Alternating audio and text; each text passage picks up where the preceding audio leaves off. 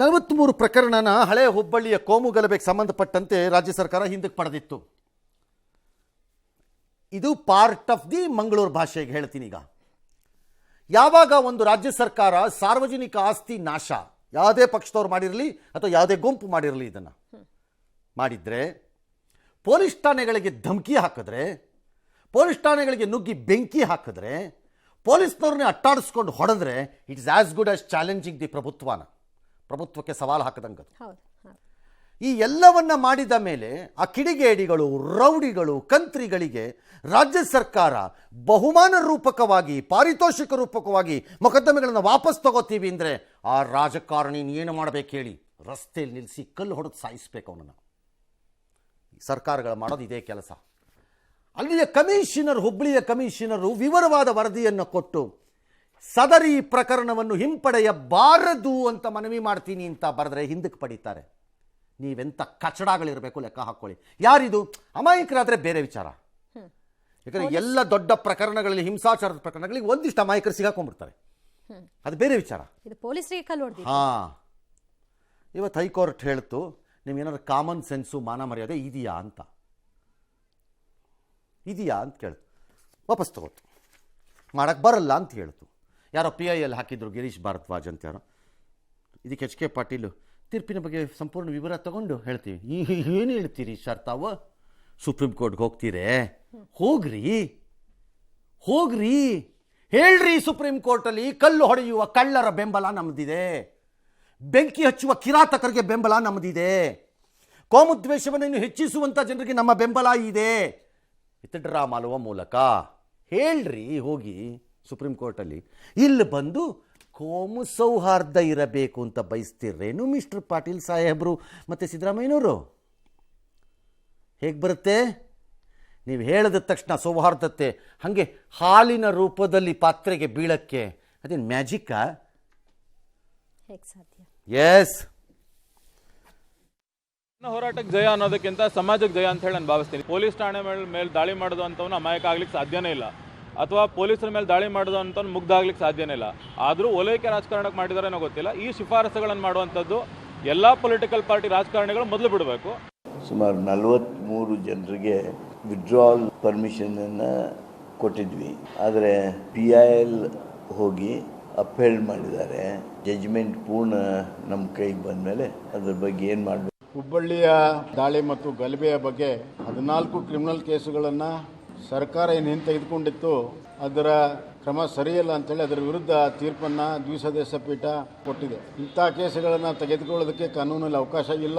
ಆದರೂ ಕೂಡ ರಾಜಕೀಯ ಒತ್ತಡಕ್ಕೆ ಓಲೈಸುವ ರಾಜಕಾರಣದ ಒಂದು ಭಾಗವಾಗಿ ರಾಜ್ಯ ಸರ್ಕಾರ ಈ ತೀರ್ಮಾನ ತಗೊಂಡಿತ್ತು. ನ್ಯಾಯಾಲಯ ಅವರಿಗೆ ಸರಿಯಾದಂಥ ಚೀಮಾರಿಯನ್ನು ಹಾಕಿದೆ. ಇನ್ನು ಮುಂದಾದ್ರೂ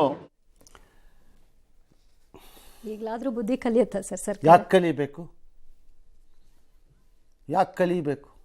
ನಮ್ಮ ಇಷ್ಟ ಬಂದಾಗ ನಾವು ತಗೋತೀವಿ, ನಿಮ್ಮ ಇಷ್ಟ ಬಂದಾಗ ನೀವು ತಗೊಳ್ಳಿ. ನಾವು ಕಳ್ಳರಿಗೆ ಸಪೋರ್ಟ್ ಮಾಡ್ತೀವಿ, ನೀವು ಕಳ್ಳರಿಗೆ ಸಪೋರ್ಟ್ ಮಾಡಿ. ನಾವು ದರೋಡೆಕೋರರಿಗೆ ಸಪೋರ್ಟ್ ಮಾಡ್ತೀವಿ, ನೀವು ದರೋಡೆಕೋರರಿಗೆ ಸಪೋರ್ಟ್ ಮಾಡಿ. ನಾವು ಕಿರಾತಕರಿಗೆ, ಸಮಾಜದ್ರೋಹಿಗಳಿಗೆ ಸಪೋರ್ಟ್ ಮಾಡ್ತೀವಿ, ನೀವು ಸಪೋರ್ಟ್ ಮಾಡಿ. ಒದಿಸ್ಕೊಳ್ಳಿ ಪೊಲೀಸ್ನವರು, ನಮಗೇನು ಹೋಗ್ಬೇಕು ಇಬ್ಬರಿಗೂ. ವಾಪಸ್ ಪೊಲೀಸರ ಮೇಲೆ ಟಾರ್ಗೆಟ್ ಮಾಡಿ ಅಷ್ಟೇ. HK ಮಾತಾಡಿದ್ರೆ ಅವ್ರು ಕಿತ್ತು ಬಿಸಾಕೋಣ. ಸಿಕ್ಕಿರೋ ಅಸ್ತ್ರ.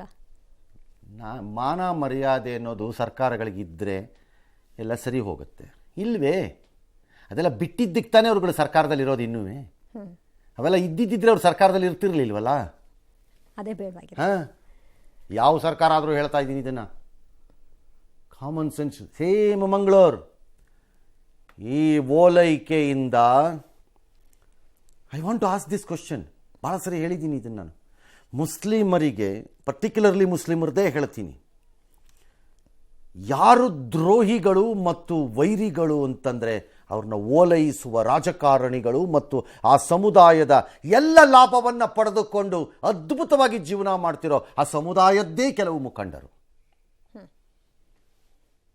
ಎಲ್ಲವನ್ನೂ ಪಡ್ಕೊಂಡು ಇವತ್ತು ಅನುಭವಿಸ್ತಿದ್ದಾರೆ ಮಂಗಳೂರು ಜನ. ಯಾರು ತಗೋತಿದ್ದಾರೆ ರೀ ಜವಾಬ್ದಾರಿನ ಮಂಗಳೂರು ರಹೀಮ್ದು ಇವನ್ ಸಾವಿಗೆ? ಅಬ್ದುಲ್ ರೆಹಮಾನ್. ಯಾರು ತಗೋತಿದ್ದಾರೆ? ಅಲ್ಲಿಂದ ಸತತವಾಗಿ ಗೆದ್ದು ಮಂತ್ರಿಗಳಾಗಿ ಅಥವಾ ಅಲ್ಲಿಯ ಮುಸ್ಲಿಮರ ಹೆಸರೇಳಿ ಇನ್ನೆಲ್ಲ ಮಹಲನ್ನು ಕಟ್ಕೊಂಡು, ಶಾಲಾ ಕಾಲೇಜುಗಳನ್ನು ಮಾಡಿಕೊಂಡು, ಎಂಜಿನಿಯರಿಂಗ್ ಕಾಲೇಜುಗಳನ್ನು ಮಾಡಿಕೊಂಡು, ಆಸ್ಪತ್ರೆಗಳನ್ನು ಕಟ್ಕೊಂಡು, ಅವ್ರ ಮಕ್ಕಳನ್ನ ಫಾರಿನ್ಗೆ ಕಳಿಸ್ಕೊಂಡು ನೆಮ್ಮದಿಯಾಗಿರೋ which leader has come I say? ಮಂಗಳೂರಿಗೆ? ನಾನು ತಗೋತೀನಿ ಇದ್ರ ಜವಾಬ್ದಾರಿ ಅಂತ. ಯಾವನು ಬಂದಿಯಾನೆ? ಒದಸ್ಕೋತಿರೋರು ಆರ್ಡಿನರಿ ಜನ ಅಲ್ಲಿ ಯಾರೋ ಹೋಗೋದಲ್ವಾ? ಇದೆ, ಹಿಂದೂಗೂ ಅಷ್ಟೇ, ಮುಸ್ಲಿಮ್ಗೂ ಅಷ್ಟೇ. ಎಸ್. ಇನ್ನು ಹುಬ್ಬಳ್ಳಿ ಧಾರವಾಡ ಪೊಲೀಸ್ ಆಯುಕ್ತರು ಹಳೆ ಹುಬ್ಬಳ್ಳಿ ಪೊಲೀಸ್ ಠಾಣೆಯ ಇನ್ಸ್ಪೆಕ್ಟರ್ 2023ರಲ್ಲಿ ಸರ್ಕಾರಕ್ಕೆ ಒಂದು ಪತ್ರ ಬರೆದಿದ್ರು. ಅದರ ಪ್ರತಿ ಈಗ ಪಬ್ಲಿಕ್ ಟಿವಿಗೆ ಲಭ್ಯವಾಗಿದೆ. ಅದರಲ್ಲಿ ಹೀಗಿದೆ ಅಂಶಗಳು. ಅಲ್ಲ, ನಾವು ಹೇಳಿದ್ವಿ, ಏನಿಲ್ಲ, ಅವ್ರು ಹೇಳಿದ್ರು ಹಿಂತೆಗೋಬೇಡಿ, ನಮ್ಮ ಕಾರ್ಯನಿರ್ವಹಣೆ ಹಿಂದೆ ಹಾಕೋಕೆ ಅಂದರೆ ಪೊಲೀಸ್ ಡಿಮಾರಲೈಸ್ ಆಗ್ತಾರೆ ಈ ಥರ ಆದರೆ. ಆರೋಪಿಗಳದ್ದು ಈ ಥರದ ಕೃತಿಗೆ ಪ್ರೋತ್ಸಾಹ ಕೊಟ್ಟಂಗೆ ಆಗತ್ತೆ. ಇದನ್ನೇ ನಾನು ಹೇಳ್ತಾ ಇದ್ದಿದ್ದು ಹಳೆ ಹುಬ್ಬಳ್ಳಿ ಕೇಸಲ್ಲ. ಮಂಗಳೂರಿಗೂ ಅದನ್ನೇ ಹೇಳೋದು. ಮಂಗಳೂರಿನಲ್ಲಿ ಮೊನ್ನೆ ಅದು ಯಾರೋ ಸುಹಾಸ್ ಶೆಟ್ಟಿ ಮಾಡ್ರಾದಾಗ ಈ ರಾಜ್ಯದ ಘನತೆ ವ್ಯಕ್ತ 3-4 ವ್ಯಕ್ತಿಗಳು ಮಾತಾಡಿರೋಂಥ ಹೇಳಿಕೆನ ವಾಪಸ್ ಹಾಕಬೇಕು ಅನ್ನಿಸ್ತಿದೆ ನನಗೆ. ಅವ್ರು ರೌಡಿ ಶೀಟರ್ ಆಗಿದ್ರು, ಅದಕ್ಕೆ ಅಂತ ಅಂದಿದ್ರು ಸರ್. ನಿಮ್ಮ ಮನೆಯಲ್ಲಿ ನೆಮ್ಮದಿಯಾಗಿ ಅನ್ನ ತಿನ್ಕೊಂಡು ಸದಾಶಿವನಗರದಲ್ಲಿ ಬಿದ್ದಿರ್ತೀರಿ, ಸಾಯವನು ಯಾವನೋ ಎಲ್ಲೋ ಸಾಯ್ತಾನೆ, ಯಾರದ್ದೋ ಮಕ್ಕಳು, ನಿಮಗೆ ಏನ್ರಿ ಹೋಗಬೇಕು? ಕಾಸು ಬರುತ್ತೆ, ಅಧಿಕಾರ ಇರುತ್ತೆ, ಬುರುಡೆ ಬಿಟ್ಕೊಂಡು ಓಡಾಡೋಕ್ಕೆ ಪುಕ್ಕಟ್ಟೆ ರಾಜಕೀಯ ಇದೆ, ಮಕ್ಕಳು ಸೆಟ್ಲಾಗಿದ್ದಾರೆ ಅಥವಾ ಆಗಿರಲ್ವೇನೋ ಗೊತ್ತಿಲ್ಲ, ಶಾಪಕ್ಕೆ ಗೊತ್ತಿಲ್ಲ ನನಗೆ, ಬಿಸ್ನೆಸ್ ಆಗಿದೆ, ಇನ್ನೇನು ಬೇಕು ನಿಮಗೆ? ನೋಡ್ತಾ ಇದ್ದೆ ಆ ದಿನಗಳಲ್ಲಿ 3-4 ಜನ ಕೊಟ್ಟಿದ್ದು ಚೆನ್ನಾಗಿತ್ತಾ? ಈಗ ಅನ್ಭವಿಸಿ. ಈಗ ಟಾರ್ಗೆಟ್ ಅಂತಾರೆ. ಈಗ ಟಾರ್ಗೆಟ್ ಕೋಮುವಾದದಲ್ಲಿ. ಅರೆ, that is the basis of N ideological war in Indian democracy. ಇವತ್ತು ಭಾರತೀಯ ಪ್ರಜಾಪ್ರಭುತ್ವ ವ್ಯವಸ್ಥೆಯಲ್ಲಿ 2 ರಾಜಕೀಯ ಪಕ್ಷಗಳು ತಮ್ಮ ತಮ್ಮ ಅಸ್ತಿತ್ವವನ್ನು ಉಳಿಸಿಕೊಳ್ಳಲು ಮತ್ತು ಬೆಳೆಸಿಕೊಳ್ಳಲು ಹೂಡಿಕೊಂಡಿರುವ ಬಾಣಗಳು ಮತ್ತು ಅಸ್ತ್ರಗಳಲ್ಲಿ ಸೈದ್ಧಾಂತಿಕವಾಗಿ ಇದೊಂದು ಅಸ್ತ್ರವಾಗಿ ಬಳಸ್ಕೊಂಡಿದ್ದಾರೆ. ಹಾಗಿದಾಗ ಓ ಅಂತಾನೇ ಕೂತಿದ್ರೆ ನೀವು ಬರೀ ಬುರುಡ ಬಿಟ್ಕೊಂಡು ದಿನೇಶ್ ಗುಂಡೂರಾವ್. ಎಗೈನ್ ನಾನು ಸ್ಪ್ಲಿಟ್ ಮಾಡ್ತೀನಿ ನಿಮ್ಮದು ಪಾತ್ರನ as A Mantri and as A district minister. 2 ಬೇರೆ ಬೇರೆ ಹೇಳ್ತಾ ಇದ್ದೀನಿ ನಾನು.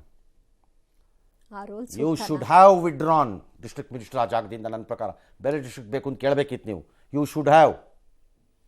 Don't provoke me. ವೈ? ಮಂತ್ರಿ ಅಲ್ಲ, ಹೌದು, ಇನ್ಚಾರ್ಜ್ ಆಗಿ.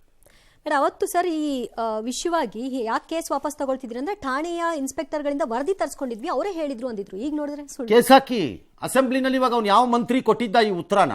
ಅವತ್ತು ಯಾರು ಕೊಟ್ಟಿದ್ರು? ಯಾರು ಕೊಟ್ಟಿದ್ರು? ಅವ್ರ ಮೇಲೆ ಮೂವ್ ಮಾಡಿ, ಪ್ರಿವಿಲೇಜಿನಲ್ಲಿ ಸದನದಲ್ಲಿ ಮೂವ್ ಮಾಡಿ. ಎಸ್.